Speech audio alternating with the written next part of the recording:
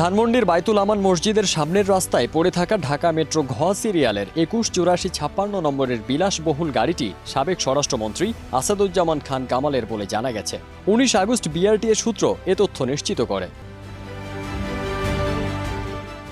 জানা গেছে, BRTA registration অনুযায়ী গাড়িটি সাবেক স্বরাষ্ট্রমন্ত্রী ও আওয়ামী লীগ নেতা আসাদুজ্জামান খান কামালের নামে নিবন্ধিত।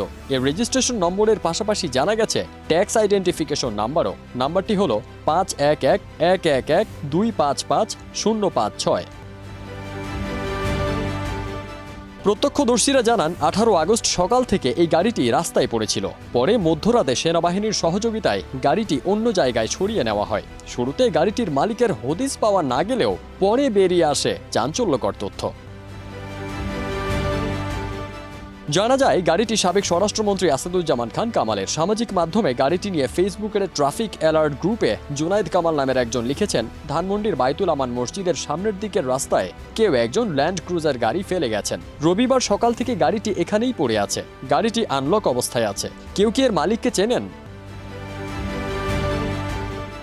প্রসঙ্গত, ছাত্র জনতার গণ অভ্যুত্থানের মুখে গত ৫ আগস্ট শেখ হাসিনার পদত্যাগের পর মন্ত্রী থেকে শুরু করে আওয়ামী লীগের সকল পর্যায়ের নেতারা আত্মগোপনে যান। গা ঢাকা দেন সাবেক স্বরাষ্ট্রমন্ত্রী আসাদুজ্জামান খান কামালও। প্রশ্ন হচ্ছে, লাপাত্তা আসাদুজ্জামানের গাড়ি ধানমন্ডির রাস্তায় এলো কিভাবে?